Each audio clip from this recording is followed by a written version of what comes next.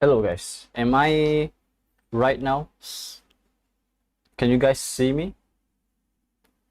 Let me check for a bit.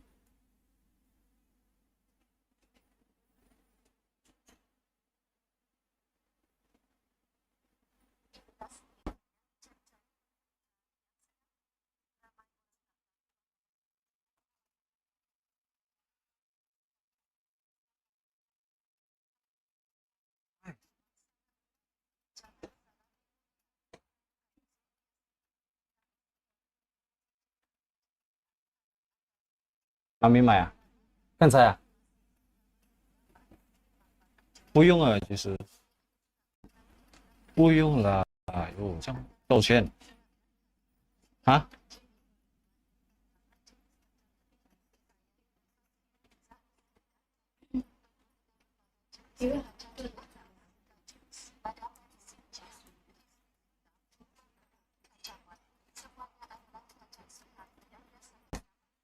？Hello guys, welcome back to my channel again. Today we are going to talk about something. It's about lies about Tyler Robinson.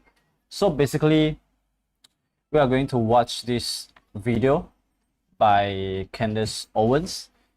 So it's episode 244 and they are lying about Tyler Robinson. So let us dive in what is going to happen right now. Okay, guys? So let's get it started.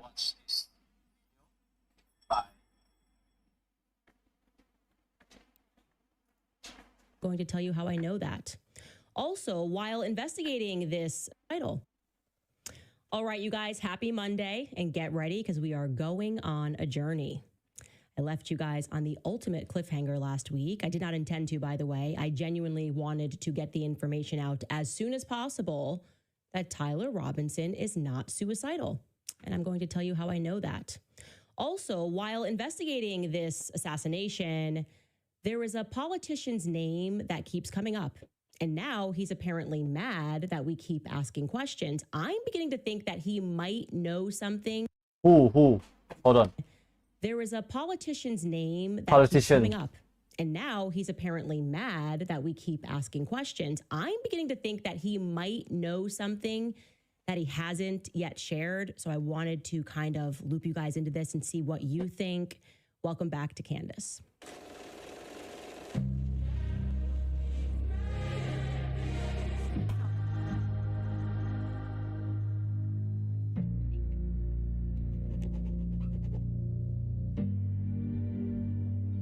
Jeffrey Epstein didn't kill himself. Tyler Robinson didn't kill himself. I mean, these are the phrases that we now use and that we say when we expect that the federal government is telling us a lie. Last week, I have to tell you, I was contacted by a source who I vetted with information that answered a lot of the lingering questions that we've had about the investigation. Not all of them, but some of them, some of the big ones. First and foremost, we were like, how exactly did it work? How did Tyler Robinson turn himself in, as we were told, but also never confessed? And did he actually author those absurd Fed messages? Because I'm thinking no. Lastly, what was he doing at Dairy Queen? Doesn't really quite fit into our timeline. Also, don't expect this kid who just tried out being a stone cold killer to really have an appetite. And why exactly did the feds withhold that information at Dairy Queen? And why are they allegedly stalking the Dairy Queen to see who comes in and out? Well, we have the story that could possibly potentially answer all of those questions. And it certainly makes a lot more sense than the slop that the government is currently trying to feed us. First and foremost, Tyler Robinson has never confessed. They acknowledge that he has never confessed to this crime, and he still is pleading innocence on the shooting. In fact, I was told that... Okay, I didn't know he's pleading innocent, actually. But let's keep it going. He was, quote unquote, bewildered by the idea that he carved casings. I should be clear, he does not dispute the fact that it is his gun at all. It is his gun. But Tyler is not exactly a gun enthusiast. He doesn't hunt like his other brothers do. In fact, he's apparently a fisherman. The reason that he has that gun in the first place is because it is, in fact, a custom-made family heirloom. Tyler is the firstborn son, so he inherited. That's what firstborns do. They get the family heirloom. That is why he has the gun. As many of you guys have noted, the Robinson family appear to be conservative, hence the hunting and the fishing as the sports of their choosing.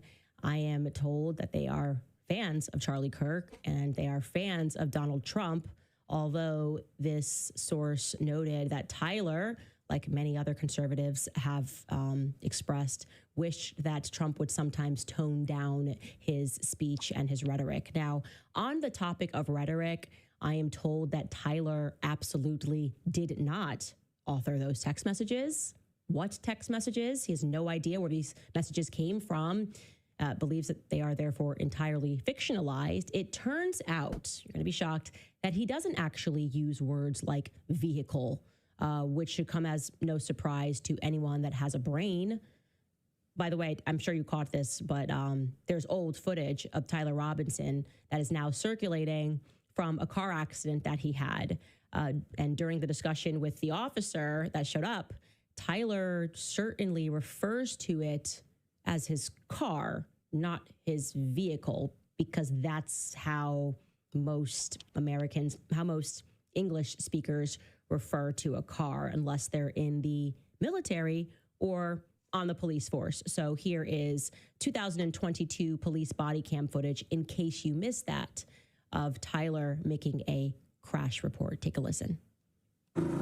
Your mom's on her way? Yeah, she's gonna be a minute. She's got to shuttle over from where she's at to her car and then drive over. Gotcha. His mother was going to Wait. from her Hold car. on. Interesting. Wait. There's more, of course, of most from Gotcha. She's gonna be a minute. She's got to shuttle over from where she's at to her car and then drive over. Gotcha. Car. his mother was going to shuttle over from her car. Interesting. There's more, of course. Of most interest to me, what I've learned is that his father does not believe, his parents don't believe that their son committed this crime. I was like, huh? Excuse me? That's a far cry from what the media has been telling us. Remember, the media presented this amazing story. The father realized his son was guilty, so it goes, right? And then he phoned over a friend to help him convince his son to turn himself in, because this guy, you know, this mysterious guy was a friend and just had a connection with Tyler. And eventually they said, you got to do the right thing here. We know this is you. That was the vibe. Certainly that's what the media was putting down for us to pick up. Well, I was told actually that it was kind of the opposite. That quote unquote family friend, who we learned was a former detective with the police force, at least, and so therefore has strong ties with the police station, informed the family. It was that in-between person that informed the family that Tyler had been identified as the shooter. He recognized him. He knows Tyler. He gives them the heads up. And then I'm told, and I believe this, that the way in which he got arrested, or rather turned himself in, was because that family friend slash neighbor slash former detective told him, hey, it's best for you to turn yourself in because there's only one of two options here. Either you turn yourself in and everything is peaceable, or, you know, the SWAT team could come in here and arrest you and things would get crazy. So that's what happened. He went over to their house. Tyler was called over. Tyler was bewildered. He disputed the idea that he had murdered Charlie Kirk. In fact, according to my source, I didn't know that he disputed. Tyler has never even stepped foot on UVU campus. Tyler, it turns out, which has already been revealed, was accepted into Utah State University, not Utah Valley. And that's actually interesting if you pause and reflect on that, because we didn't really consider how on earth Tyler became not just familiar with the layout of the campus, but familiar with the rooftop layout of UVU campus. So familiar that he knew exactly how to scale across the rooftops to duck down in order to take an almost impossible shot at a Charlie Kirk who was sitting beneath a tent. How did he know how to do all of that? Had he been there before?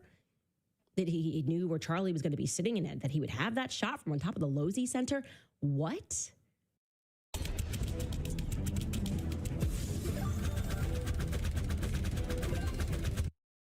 Right? I would actually, and I don't know, but I would imagine that even actual current UVU students don't know that possibility. Like they're not even that familiar with how to scale the rooftops and what shots they can take from it.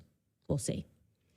Curiously, however, my source says that Tyler Robinson was nearby the campus on that day. I'm wondering if that fact, which I'm trying to learn more information regarding, explains the Dairy Queen photo.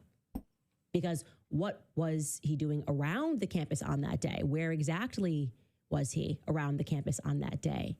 This photo never made any sense. When I plugged it into my timeline, it wasn't fitting in.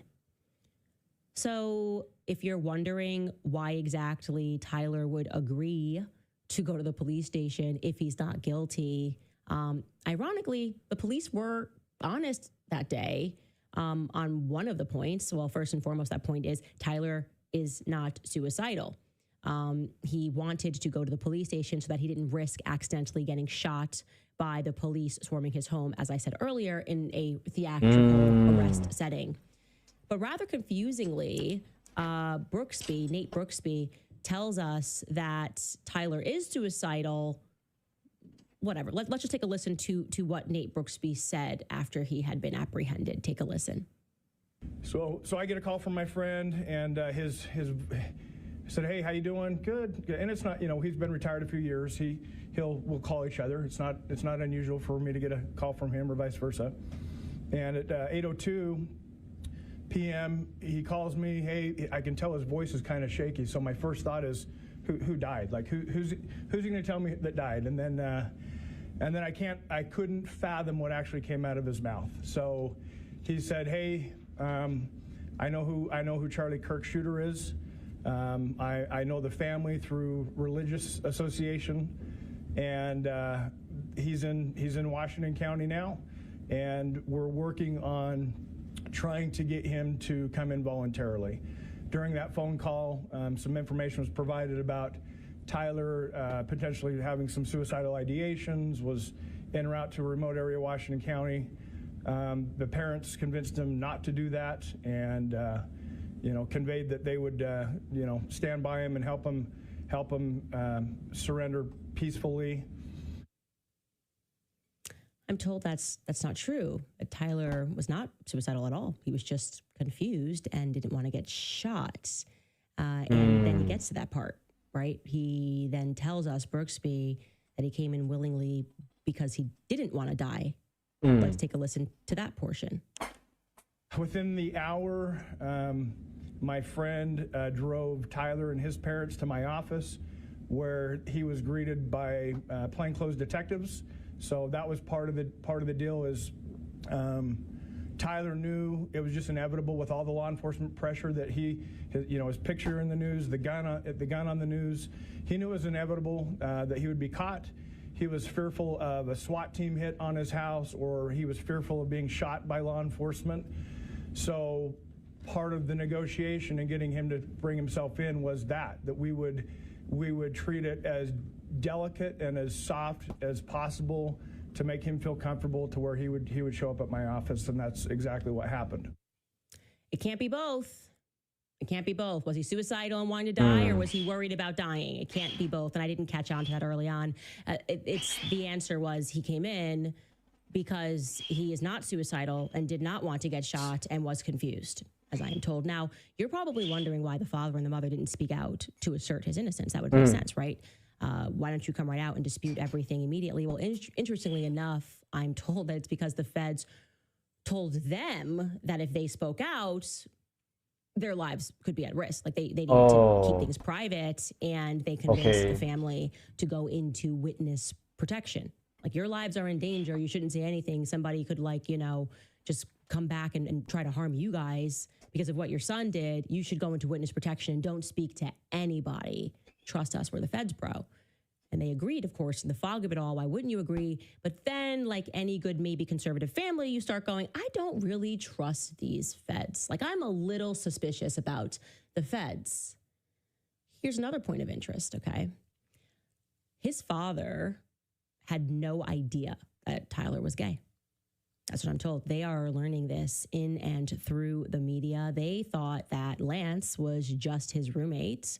And they were especially shocked because apparently Tyler kept mentioning to them that he wanted them to meet some girl that he was seeing. Now, I would like to interject my own voice here and say that I think this girl was likely Lance, and Tyler was working up the courage to tell his family that he was gay.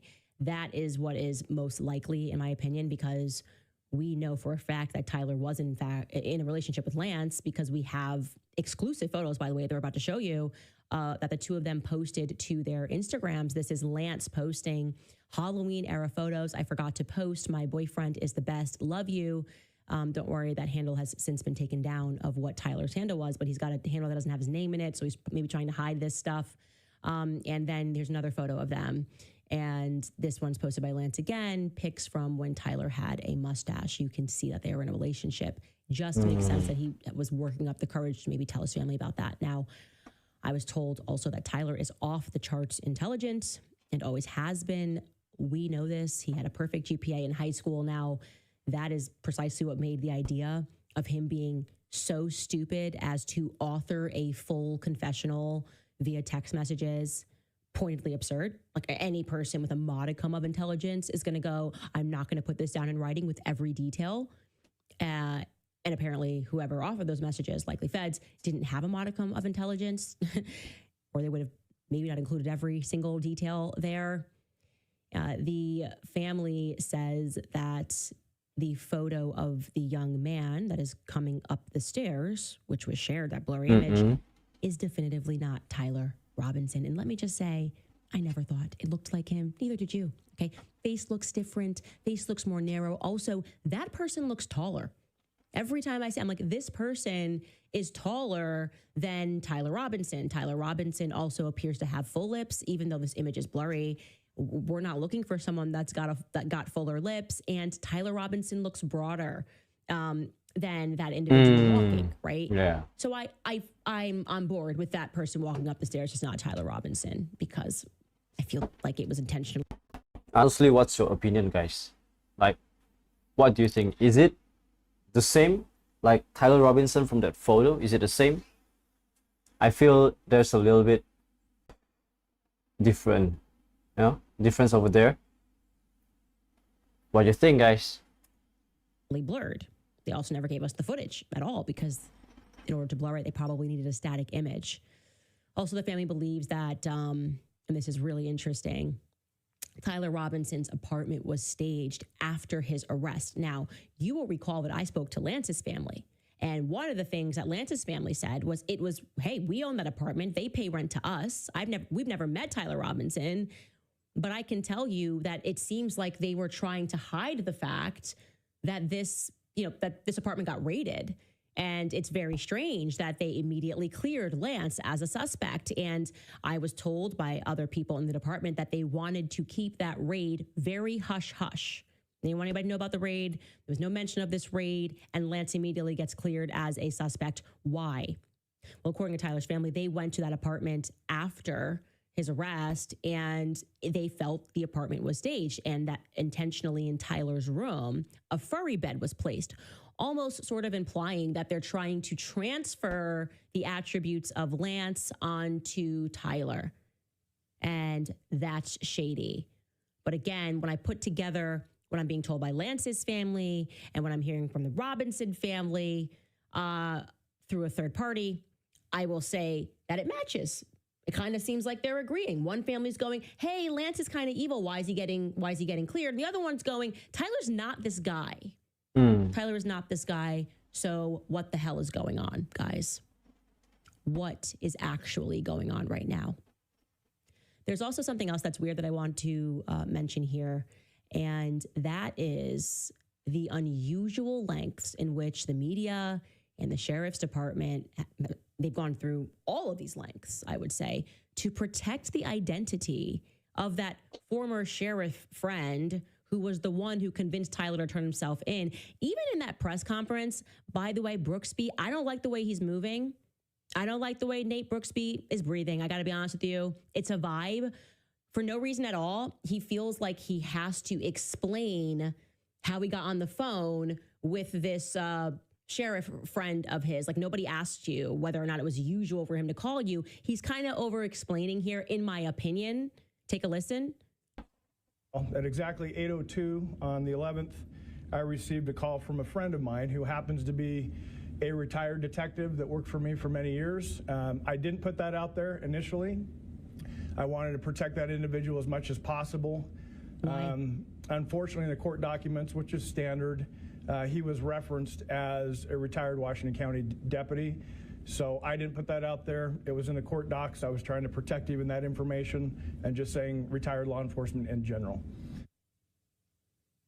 Why are you trying to protect him? Why did you feel the need to explain to us earlier? It's not unusual for him to call me, this guy, but I'm fortunate that information is in documents that he was, formally working for me and working with me. What do you mean? If he was formally working for you, that would mean he was a public figure, and this should be usual. Public figures, people that work for police departments, are always public, and their informations are something, their name is someone we could easily research. It's nonsense. He's weird about this. He says that he retired. I think a journalist asks in the audience, that former friend detective, how long has he been off the force? And he says, I don't know if we have that clip, or maybe we didn't cut that, Skylar, but he's like, 3 years. But actually, we were able to figure out who that individual was. And I feel, someone that we need to get in touch with. We've tried to get in touch with him. The name of that individual is former Deputy Mike Mitchell. Okay. Deputy Mike Mitchell. Now, oddly, despite a career of 25 years in the police force, I can't find a single trace of him in old newspapers. So I'm looking for more information on this guy. I understand that he knows Tyler through the Boy Scouts. He's involved in the LDS church. And I think Tyler was the Boy Scout leader. That's the connection there. We were able to confirm that this Mike Mitchell lives on the block, lives nearby, as was told via other sources. And thus far, we have only been able to even see a picture of him. There's just one picture or a set of pictures that we were able to find. And that, again, which would mean Brooksby lied a little bit. I don't like a little bit of lies, because you usually have to lie a little bit when there's something bigger that you're afraid of. According to this post, he retired last January. Here it is. On the left, you have Brooksby. I don't trust that guy. I just don't trust him. And on the right-hand side, you have, today we celebrated the career of Detective Mike Mitchell. After over 24 years of serving, 24 years, Washington County, he is retiring, starting in the jail back in 1999. Sheriff Brooksby and Detective Mitchell both had some wonderful stories to share. We would like to give our heartfelt thanks to Detective Mitchell and all who came out to give him a warm send-off. Congratulations, Detective Mitchell. This is the only trace of this guy I could find.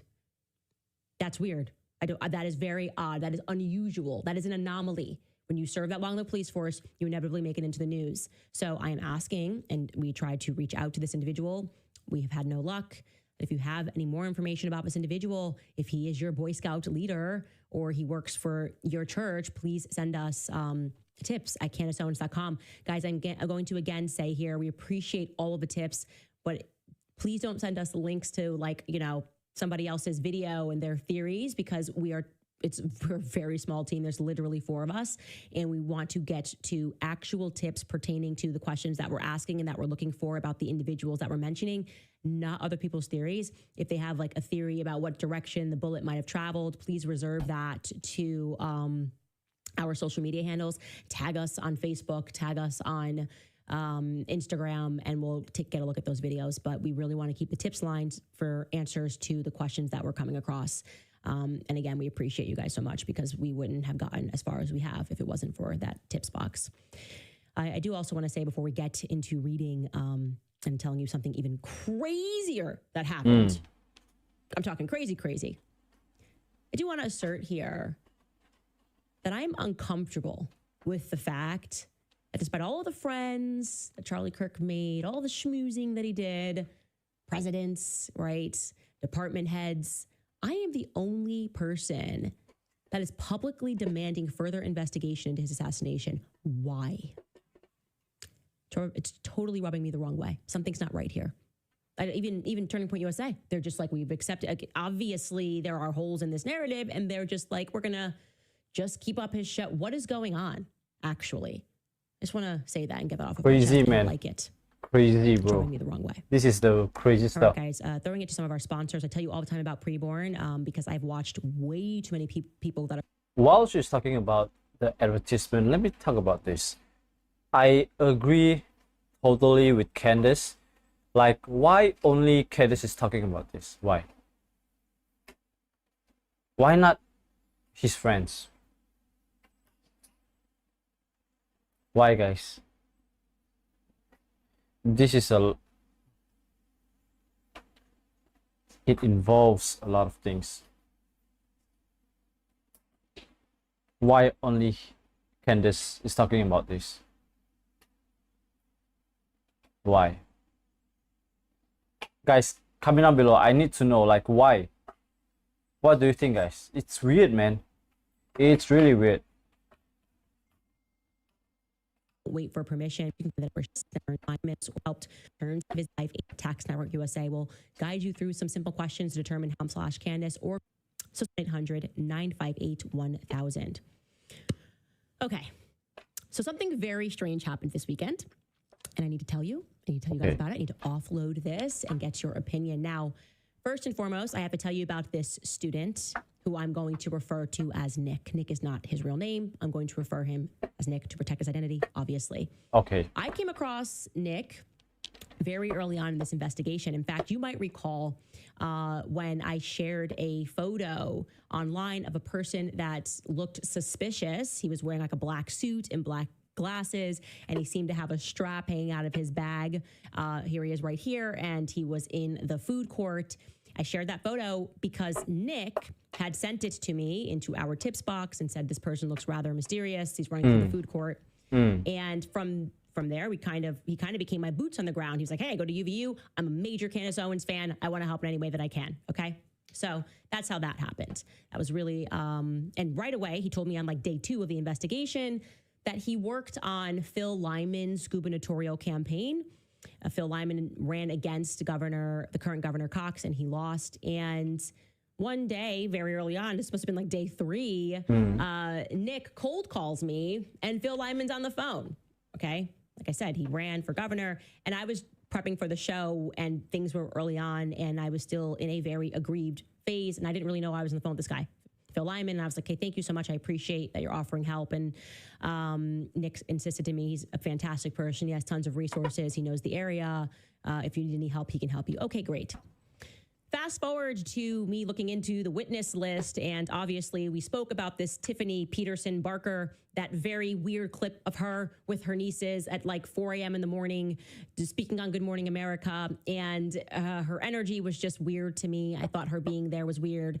Obviously, this is my podcast. I can say whatever I want. We reached out to her, and then she gave us, a ton of information, but never actually presented to us. She never sent me directly any footage that could verify that she was there when Charlie Kirk got shot. Okay. And she was a bit upset that I didn't clarify that. I thought it was weird that she wouldn't just text me the footage, because it didn't allow me to confirm that she was where she said she was. That's what metadata is for. Metadata instantly will say, here's where you were, at what time, and this is this person's iPhone. So I wasn't going to lie to my audience. I just told you guys, hey, you can check her out on her Instagram. Here's her excuse. She says that this is why her nieces said that, and we sort of moved on, right? But then I learned from Nick that the photo of the person who was wearing that black suit and dark sunglasses had come from Tiffany Barker's mother. I was like, well, that's weird, whatever. And then you'll recall we learned from Tiffany when I was trying to figure out, how did you get this hit on Good Morning America? Like, did you share something that would have had them reach out? Well, then I told you, she told us, actually, Phil Lyman is the person that put me on Good Morning America. My sister ran with him as lieutenant governor. And I was like, oh, okay. So Phil Lyman got you that position. on Good Morning America. You had essentially a connection there that made that happen. Don't know how I missed this, but then I learned that Phil Lyman himself was very involved in all of the communications that immediately went out about the shooting, and that his car was in the driveway of the now infamous TMZ footage, which showed the shooter walking twice that day by this house. In fact, Phil Lyman says that he had just pulled into that driveway minutes earlier and had just missed the shooter. Here he is in his own words speaking to Kaylee McEnany. Take a listen. I do want to linger on a moment for what you just told us, and I'm going to ask the team to pull back up that surveillance footage that we've gotten from TMZ, from those neighborhood cameras. You said that in that footage is your driveway, and you parked there at 11:30 a.m. We know this footage that you're looking at was taken at 11:49 a.m. So you would have been on that street, that driveway, 19 minutes. Right across. Yeah, it's not my driveway. It's my aunt's driveway. Parking lot was very full. He's walking in front of my aunt's house there right now. And my cousin's house is the driveway that is taking that photo. And my CRV, the gray CRV in the distance there that is my car. I parked there probably 10 minutes before he walked by. And I had not seen this footage till just now. And it just keeps so many things that keep linking up. It's really astonishing to me. And then we went back to this house afterwards. They thought they had the shooter. So I took a friend of mine. We went back to my aunt's house and said, well, we'll just hang out here for a while. And before long, the people were combing the backyard, as you saw. She had the footage of that. And pretty soon helicopters are overhead. And so this is very, very local to me. Not only is it Utah, but it's kind of my neighborhood where I spent so much of my childhood and all of my relatives. Yeah. This is really astonishing. I got up yesterday morning at 6 o'clock to drive up and meet Charlie, and I haven't been to bed since then, because it's just one thing after another, and so astonishing that this could happen in Utah. Now, just to be clear, and to reiterate, 19 minutes before the shooter walks across, he had just pulled into the driveway. Phil Lyman pulled into the driveway. He says that he saw Charlie Kirk that day. We're going to get to that. Also, when he says, like, he grew up there and his family owns, we were able to determine 1, 2, 3, 4, 5, 6, 7, 8, 9, 10, 11, 12 homes right there. Incredible. Okay. Absolutely incredible. And that, his little press tour, obviously now you're like, explaining your car was in the driveway. So the issue's close to him. That kind of makes sense. Then he went on to Alex Jones and spoke about where he was when the shot rang out. And what's kind of, and I'm laughing here because it's kind of absurd, he kind of sort of blames it on these two random goth girls, maybe. Like he's kind of implying like there were these girls that were wearing black and maybe they should be taken a look at further. Take a listen. Just yesterday, someone comes in and says, we've got video. He came off the roof. He came up here to the parking lot, got in the car with an individual, and they drove away. Well, that's not the story that came, so that he escaped another route. And there are people who are coordinating this thing. I do not believe that 30-06 that they showed recovered in the bushes was ever on the roof. I think it was in the bushes to start with. I'm not saying that Tyler Robinson wasn't on the roof. I'm not saying he didn't pull a trigger. I know I was in very, very close proximity. So another interesting thing, like I say, I left the front of the stage. I wanted to meet some of my friends and bring them down front. So I was clear at the east end, and I heard this loud boom. I heard this loud bang. And I turned around and I'm looking like, what was that? What was that? And pretty soon some people started, running. Everyone was trying to process. And I thought, this is a gunshot, and there's going to be more of them. I thought it could turn into a mass shooting. So I go to the people closest to me. Everyone's ducking down behind the concrete retaining walls, and some of them were still kind of oblivious, but there were two people that were standing there. Two girls, very goth, very black, and then I just walked, and I stepped up to the side of them, and I said, did that not happen right here? Did you hear that? Was that right here? And they said, yeah, it was just right over there. So they're confirming, yeah, the shooter or wherever that sound came from is right here. The thing that didn't really dawn on me is that they were not running. They were not frightened. In fact, as I stepped up, I heard one of the girls, and they were talking to each other, and they're looking at these kids, looking at the scene down below them of all these people fleeing for their lives. And she says, go F yourselves. And And like I say, I was not processing that. I was trying to figure out what was going on. I thought this is a separate conversation. I don't know what it is. In hindsight, as I've watched that over and over, it's like these people were not afraid. Okay, so what I get from that is he was up high because he says they're looking down below, and that maybe people that are wearing black are immediately suspects. I don't know, because they were not afraid. Anyways, he also went on to a local Utah news station and spoke about how he was with Charlie just before Charlie went on to stage. Take a listen. Phil, thanks for joining us, first of all. But I saw a picture. I saw a picture of you with Charlie Kirk, and it looks like you were like maybe right before he went on stage. Is this just like minutes before this happened? Yeah, no, I was basically backstage, and when he came out and was throwing the hats, I was there. I was standing next to the stage, and I would have been there when the shooting took place, but I needed to go meet some of my friends, and I didn't want to just hang around. So there's a part of me that's glad that I wasn't in close proximity, and part of me that feels bad that I wasn't there, just in some form of moral, presence and support. It's such a tragic thing. When I combine those clips, I'm kind of unclear as to where he was exactly when the shots rang out, if he was close or if he felt bad that he wasn't close. Anyways, he went onto Instagram that night as Tiffany was prepping her Good Morning America hit, I suppose. And he speaks further about what he was doing back onto campus and what exactly he remembers. Take a listen. Again, this is on September 10th, and it's around 11:30 p.m. at night. Hey, it's September 10th, 2025, and I was just heading back from Salt Lake to Blanding. I'm getting a very late start. It's about 11:30 at night, and I wanted to swing back by UVU campus where Charlie Kirk was killed today and see if I could let a few of the police officers know how much I appreciate the work they're doing, see if there's some college students here that I could rub shoulders with, more for my benefit than for theirs. But what I really wanted to share was I was very close this morning where Charlie Kirk was at, met him backstage, and we talked for a moment before he went on stage, and I was backstage as he started speaking, and then decided to go up top, and I went up to the top, and ironically was very close to where the shooter was. Apparently, the shot was very loud, and I determined pretty quickly that whoever it was on the roof, and it was a 200-yard kill shot.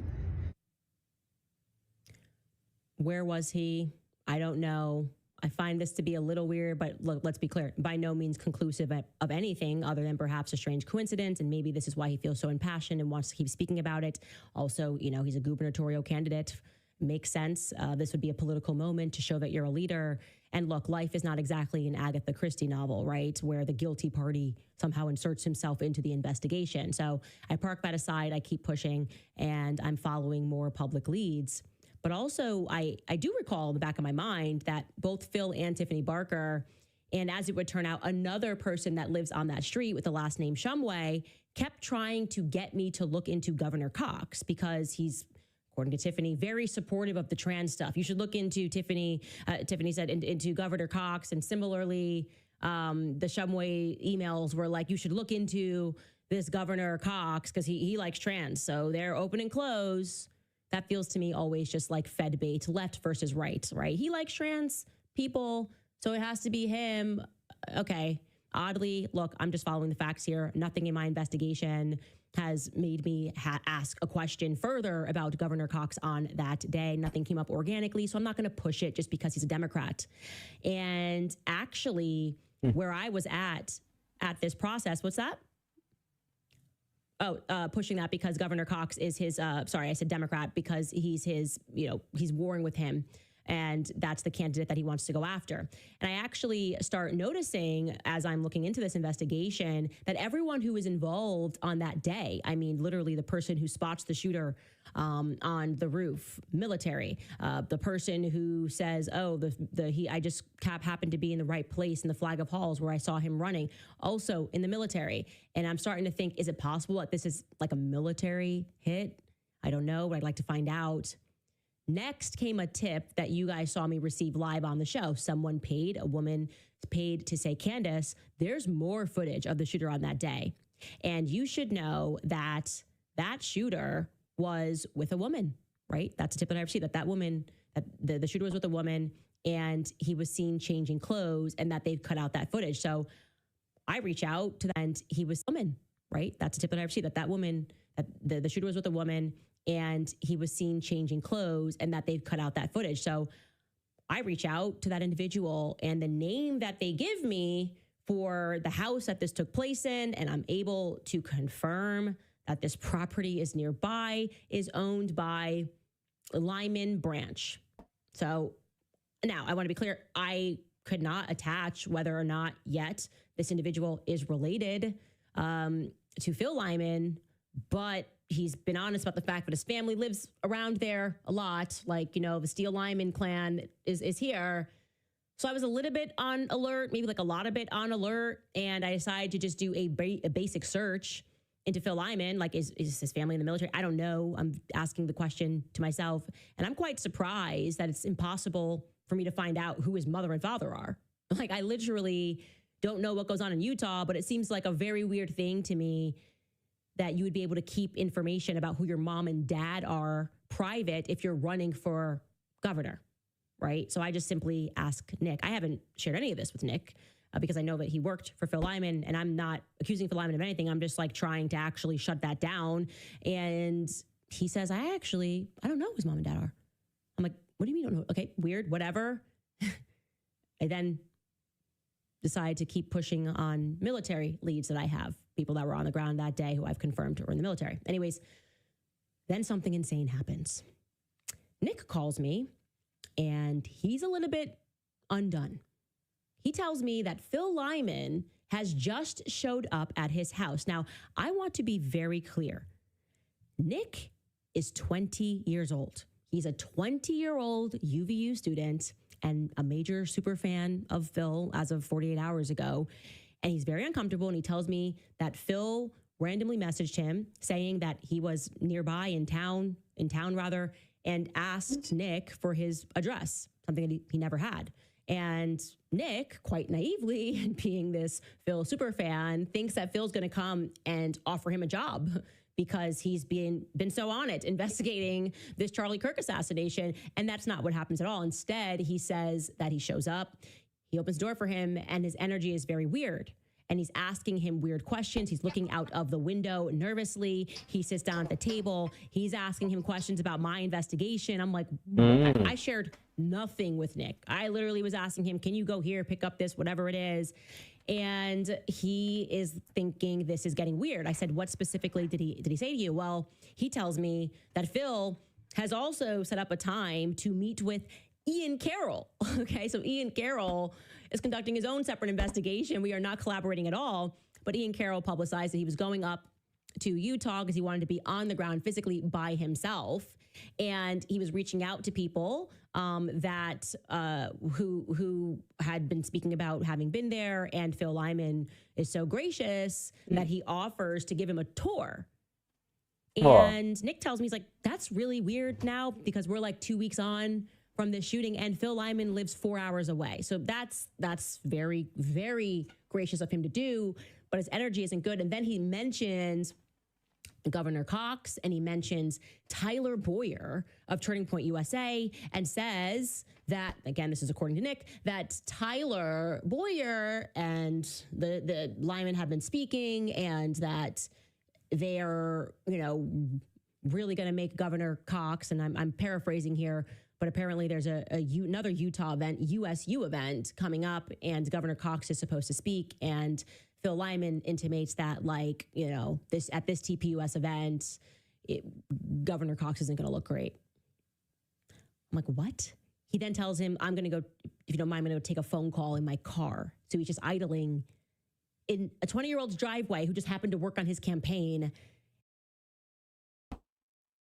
This is your brain when you're struggling to focus. But getting in. And he's on the phone, and he's why he's calling me panicking. He's like, I don't know what to do. I don't know what to do. I don't know what's happening. I don't know why he's being so weird. I don't know why he's asking me questions about this investigation. And I'm like, yeah, this is weird. This is very weird. So then I'm like, I'm honing in here. I'm like, what's going on? I feel like he knows something at the very least. Maybe I'm wrong, but that's how I feel. And I begin actually searching through our tips box for anything related to Phil Lyman. Maybe somebody else noticed something or knew something or he said something. And lo and behold, very early on, someone just messaged us and said, hey, like you should probably ask more questions about Phil Lyman, because every time I look into this investigation locally, him and his family members are popping up. And then that person tells me that his nephew had sort of done this public tour, like Phil Lyman's nephew did this public tour saying that he was going to walk the same route that the shooter walked near his grandmother's house, and that they found, you guys remember this, they found the Converse footprint nearby his grandma's house. And he presented a map, like this is it. This is actually from his Instagram. He presents this map, and his nephew's name is Shane. And this was all public. I'm only looking at things publicly. And let's just look at some of these posts from nephew Shane. I mean, first and foremost, he's with his friends. Said, I took my friends to my grandma's house tonight, and we retraced his steps, and we took pictures in the exact place that the security cameras caught him. I've been through this new experience for the last few days. I'm still very glad to have attended and to support Charlie Kirk and to see him. The last pic shows Converse brand footprints. And then he does hashtags, and here are him and the three friends. And by the way, I'm looking at the front on the right, and I'm like, I don't know. I'd like to know who that is at the very least. And I'd like to know who everybody in this photo is. This is just interesting. Like, you guys are in the staircase and posting side by sides. Like, they put these side by side photos of them in the staircase. And I just was like, I need to just know more about you. And I need to know more about these two individuals who I couldn't find on his friends list. And they certainly hadn't liked the photo, or else I would have messaged them directly to figure out who they are. And yeah, I found that very strange. And so I messaged Nick and I asked him whether or not he had ever received any images or videos from Phil directly. At the very least, we can see his line of vision so I can figure out where exactly he was when the shots ran out. And I'm wondering if like we can maybe get some footage that we didn't have before when the shots ran out. And also, by the way, metadata is king. That's kind of been it's good to see, because then I can put it in my timeline. That's why I love metadata. I can say this exactly happened at this time. Strangely, Phil kind of freaks out. He doesn't want to share those photos with Nick. And he asks him explicitly, whose side are you on? Oh. Whose side are you on? I thought we were all on the same side. We're all trying to catch Charlie Kirk's killer one way or the other. You inserted yourself into this, got on the phone with me. I was not even trying to make any communication with you. I literally am just asking questions. And now all of a sudden it's like, oh, you don't want to answer any questions. You don't want to share anything. And he tells me that yesterday, Phil Lyman just calls him and he shouts at him. Like, who the F do you think you are, kind of a deal? You know what I mean? Like, who are you? To ask me for anything. I already gave my photos to Taylor Hansen. And so at that point, I was like, look, you've been great, Nick, but I don't want you being shouted out. I don't want you feeling comfortable in your own home. I would like you to just remove yourself entirely from the boots on the ground elements of this investigation. I don't think Phil is acting in a way that I perceive to be stable, given the fact that, again, he inserted himself in this investigation, and we're asking, this is my car on the street. Okay, you want to be helpful. We're asking you to be helpful. And now all of a sudden you're showing up at a 20-year-old's house and you're being weird. I don't like it. I don't like it at all. And I said I could reach out to Phil directly by myself. And I did. I reached out to both Phil and I reached out to his nephew, Shane. And I asked for them to identify the guys in that photo. Like I said, I was interested in who those individuals were because I couldn't find it on his friend list. And in response, Shane immediately takes his profile private. Oh. And Phil Lyman, leaves me on red. So I am now left in the predicament where I need to just ask the public, if you are one of those two kids that are in the photos there, I would love to ask you some questions since you publicized this tour. I mean, they even did the full video walking through where he walked. And, you know, he said, my uncle, he posted Phil Lyman. So my uncle was with Charlie. This is the video that they posted. Everything was done publicly. And now I'm like, okay, you could maybe you have something that's helpful. I want to ask you about, could you send me that photo? Could you send me that video? Could you send me all of this stuff? And now I'm getting radio silence. So unfortunately, because I need to figure out what happened on that day, I'm turning to the public to try to identify those people and anything else that you may know that may help put things together for us. Again, please reserve the tips at CandaceOwens.com for actual tips related to the questions that we are asking. not for just comments, those sorts of things, videos that you'd like me to watch or things that you'd like to do to point me into a different direction. Please just tag us on social media so that we can try to manage this process better. Anyways, you guys, I'm giving you a lot of weird stuff going on. Just need to know what on earth happened on that day. I'm gonna get to some of your comments here.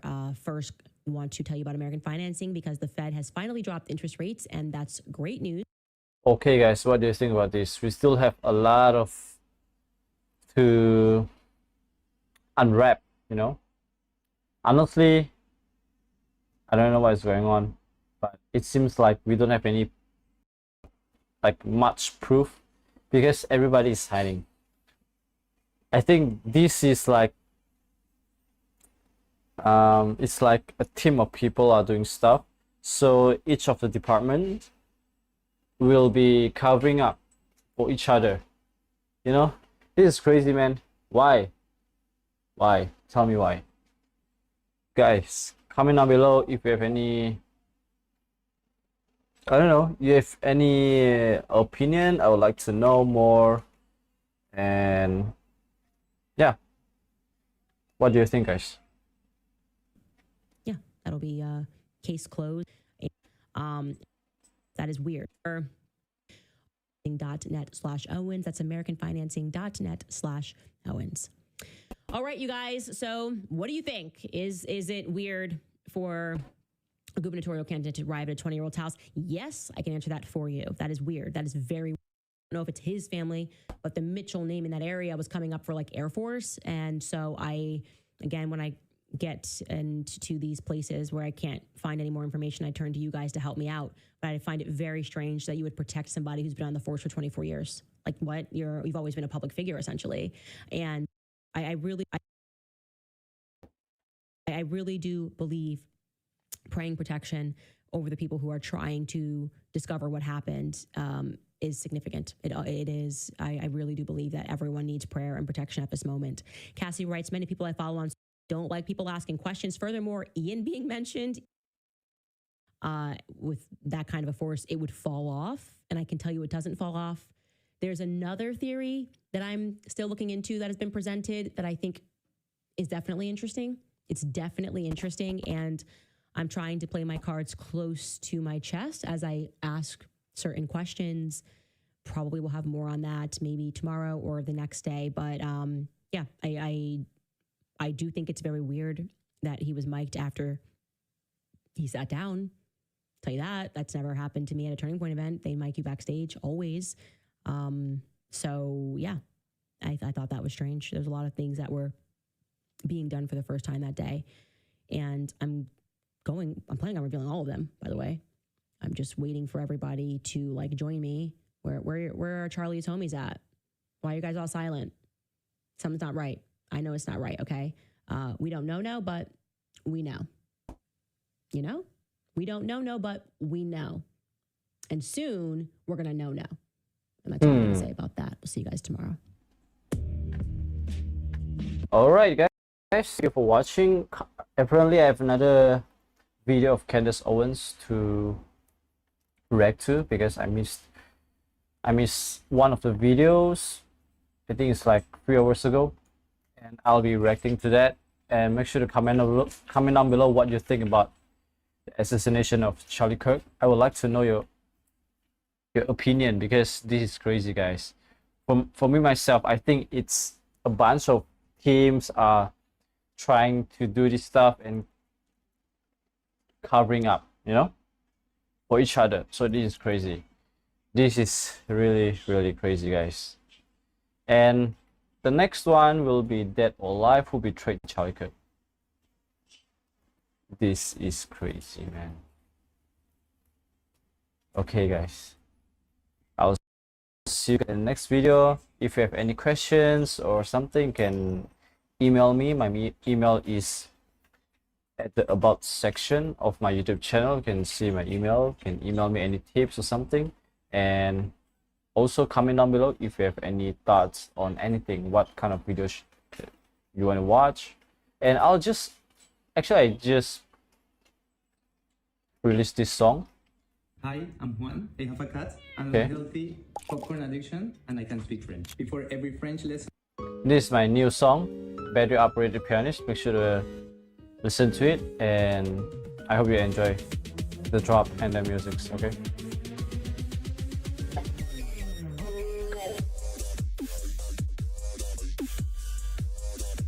Let's have a listen first.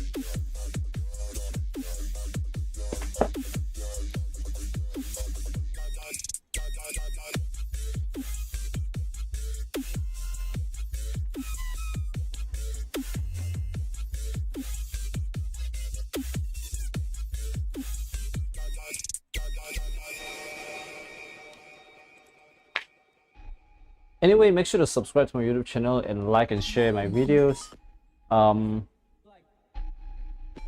Yeah,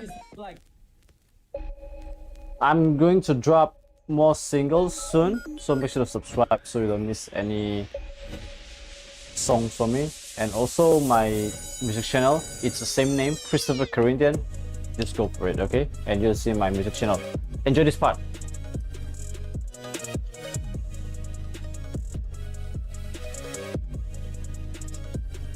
Da da da da da da da da.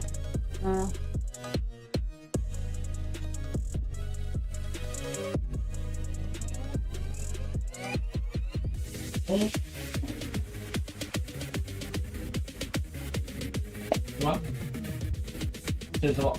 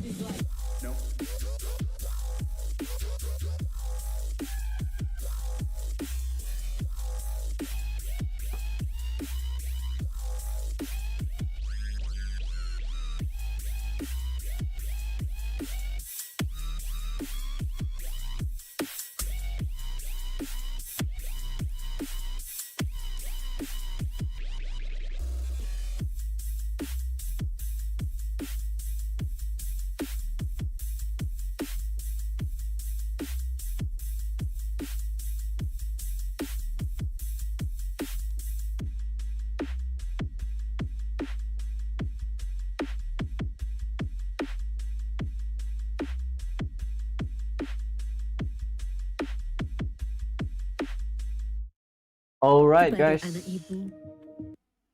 thank you so much for watching. I'll see you again. Enjoy my music, Battery Operated Pianist.